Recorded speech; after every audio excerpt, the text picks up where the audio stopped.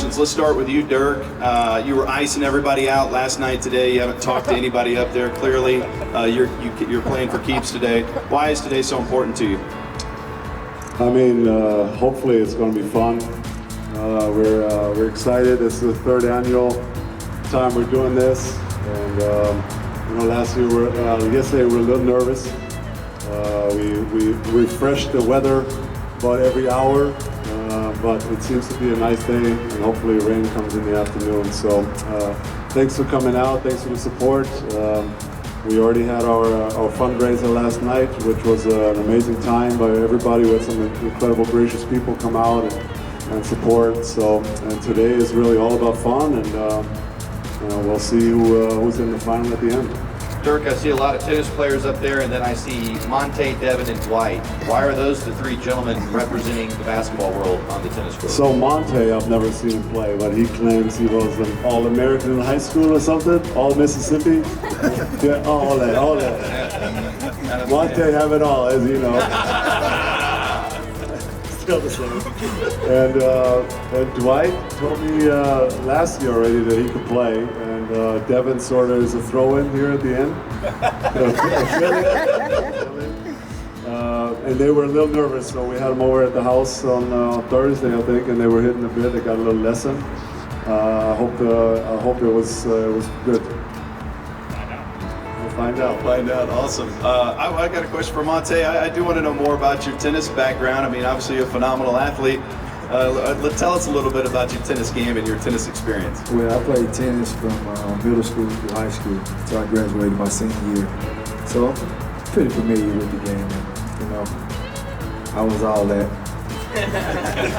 Well, just know you just put tremendous pressure on yourself, so you need to live up to that. Yeah, I got it.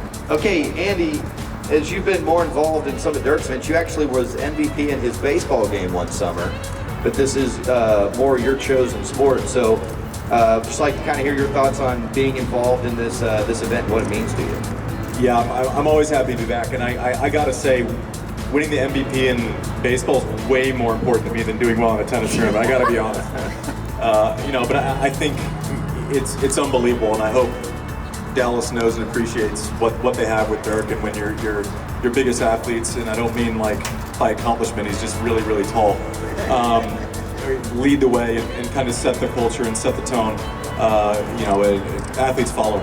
Tennis has had a great culture of the icons of our game really focusing on social change, social impact, and it definitely trickles down to generations. So I'm always happy to show up for Dirk. And Mitchell Kruger coming back from his first U.S. Open tournament, Fort Worth zone, Mitchell Kruger, and you are still currently playing. So does that put extra pressure on you today?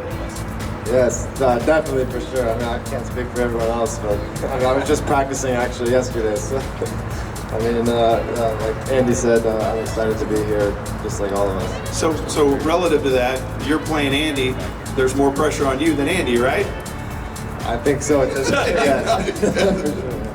You got all of Fort Worth's dreams, and you're carrying them. I would like to ask you a question of Steele. So last night, Steele, at Dirk's event, Robin Thicke is performing, and then I look up in the middle of the crowd and you're hanging out with Machine Gun Kelly randomly. Can you explain how that thing all came together? Yeah, Kels was supposed to be in Orlando for a few days, and he hits me up and he goes, "Yo, let's hang." I'm like, "I'm going to Dallas to play in Dirk's tournament." He goes, "Can I come?" And I was like, "Yeah, you just gotta book a ticket." And then he wanted to play in the tournament real bad, but he had to get back down because he has another performance. But he just came up to hang for the night. And yeah, we talked about his rap beef with Eminem. That was How'd that pretty go? Cool.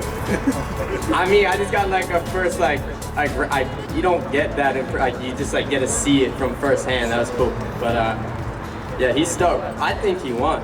He won the beef. I'll say it out loud. Well, you're representing him today, so good luck. Okay, thank you. I got a question for Devin Harris. If we could pass the mic down.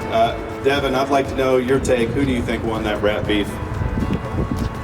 I don't really get into rap anymore. I'm more the door explorer with my kids, so that's kind of where I focus my talents. So I don't have the rap beef. Is Watch out for Diego. Yeah, with the Door the Explorer and the Backyardigans beef, who won that beef?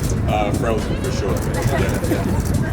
Mark, I'm going to put this question on you. So I was talking to my good friend Dorothy earlier, and she was asking about opinions on what went down with Serena last weekend, and you were the man that got up last night and explained all the rules, and so I figured you would be a good man to kind of give an opinion on that whole situation. Wow, how did I get designated for that? That's what happens when you have to answer the question. Andy normally has much wittier answers in this situation. No, I mean, overall, it was just an unfortunate situation. I'm being fairly diplomatic. I think blame always falls with both parties. The chair umpire was well within his rules to interpret him the way he did. Could he have been more lenient? Yes, of course he could have. From Serena's standpoint, she's ultimately probably the greatest female champion we've ever seen. Could she have handled things differently? Of course she could have. She was obviously frustrated with losing. Naomi was playing a terrific match, and maybe if the chair umpire had warned her a little bit, just kind of said, that's enough. But I think unfortunately Serena has enough experience where she should have known to pull back. For all us players here. I'm not sure if Tommy ever got into it with a chair umpire, but I know the rest of us did. But like once you get a point penalty or something, the next stage you pull back. I was talking to Dirk about it a little bit. For the NBA guys, I'm sure it's the same with referees. Some nights you get certain calls, the next night the same call is called differently. And it's the same in tennis. Chair umpires are all different. Some are more strict, some will let you get a longer leash, and unfortunately it was just a really bad situation, a very big moment. And he's got my vote. Ladies and gentlemen, Mark Knowles in 2018. What a diplomatic answer. Great answer. For him. Question for Dwight Powell.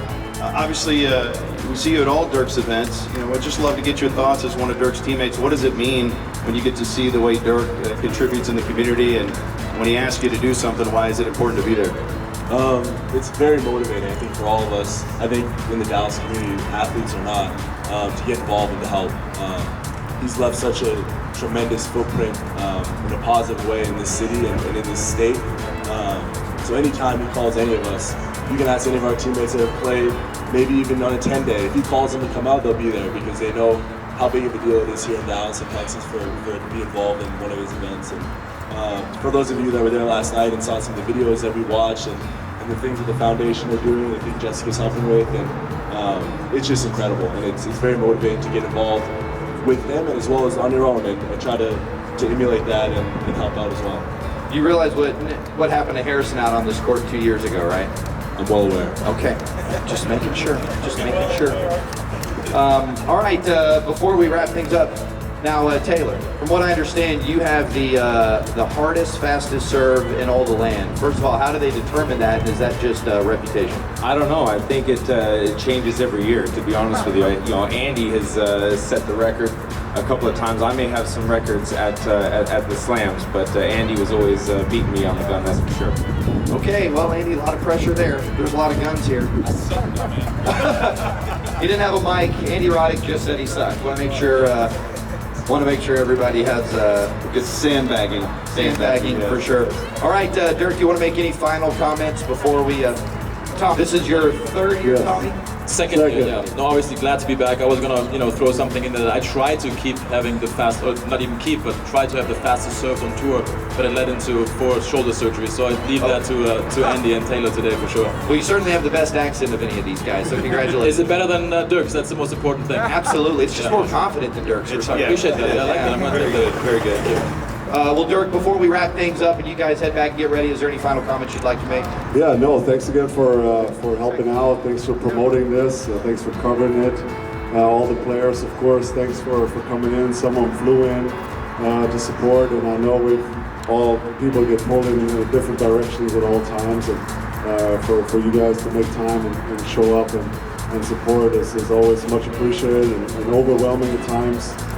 So we're hoping we're having another great event. And like I said, we raised already a lot of money last night. So this is the icing on the cake, and let's have a great day. Thank you guys.